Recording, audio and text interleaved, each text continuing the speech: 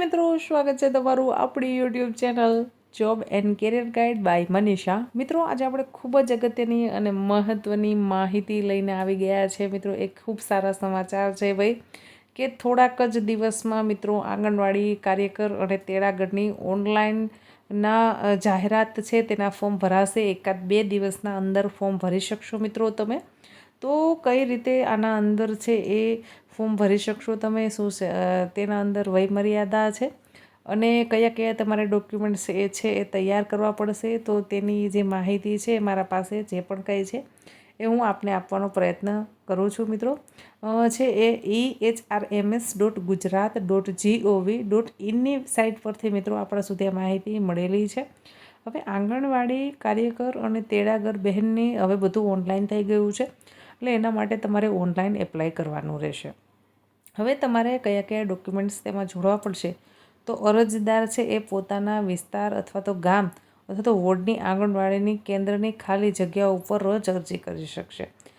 For example, માનો કે હું કોડીનાર તાલુકામાં રહું છું અને વોર્ડ નંબર 5માં રહું છું, અને જો મારા 5મા વોર્ડના અંદર આંગણવાડીમાં જગ્યા હશે ખાલી, તેડાગરની જગ્યા હશે તો તેડાગરની, અને છે એ કાર્યકરની જગ્યા હશે તો કાર્યકરની.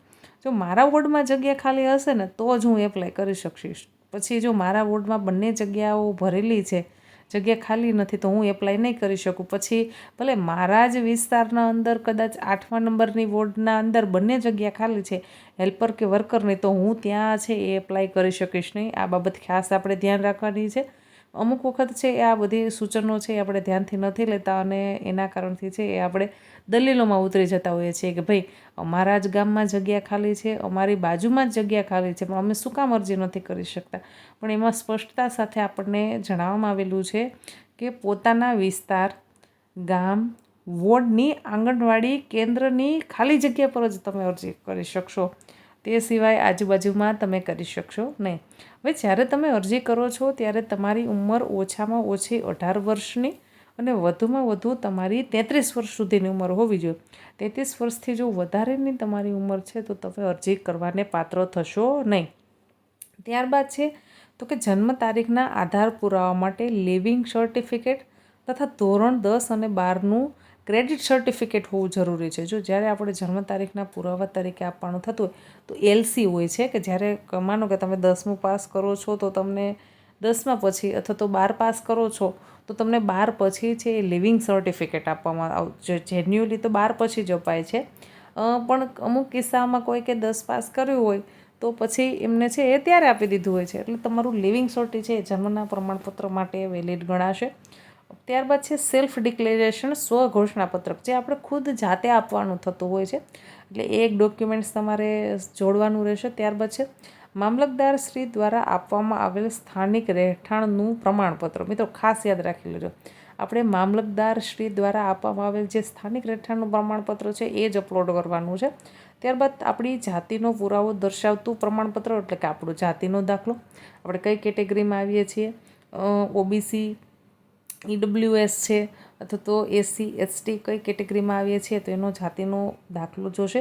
ત્યારબાદ તમારા 10મા ધોરણની અસલ માર્કશીટ, 12મા ધોરણની અસલ માર્કશીટ, તમે સ્નાતક એટલે કે તમે કોલેજ કરેલા છો, અનુસ્નાતક એટલે કે તમે માસ્ટર ડિગ્રી ભણેલા છો તો તમારા તમામ સેમેસ્ટરની અસલ માર્કશીટ. ત્યારબાદ છે દરેક પ્રયત્નની માર્કશીટ સાથે અપલોડ કરવાની રહેશે. મિત્રો જો આ બધી જ વસ્તુ તમારે ઓનલાઈન અપલોડ કરવાની છે, અને તેમાં તમારે ઓરિજિનલ જ વસ્તુ અપલોડ કરવાની, કોઈ ઝેરોક્સ કે એવું કંઈ અપલોડ કરવાનું નહીં, ખાસ ધ્યાન રાખજો.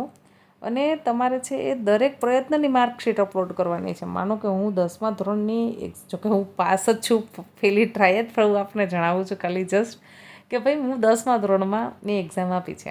હવે તેમાં મારે એક સબ્જેક્ટમાં હું ફેલ થઈ છું, તો બીજી વખત મેં એની એક્ઝામ આપી છે, તો એનું પણ મારે જે માર્કશીટ છે જોઈન્ટ કરવી પડશે, કેમ કે બીજો પ્રયત્ન થયો ને મારે, એટલા માટે. એટલે આ બાબત ખાસ યાદ રાખજો. 12મા ધોરણના અંદર પણ તમારે આ રીતનું છે, તો બંને માર્કશીટ તમારે અપલોડ કરવાની ખાસ છે.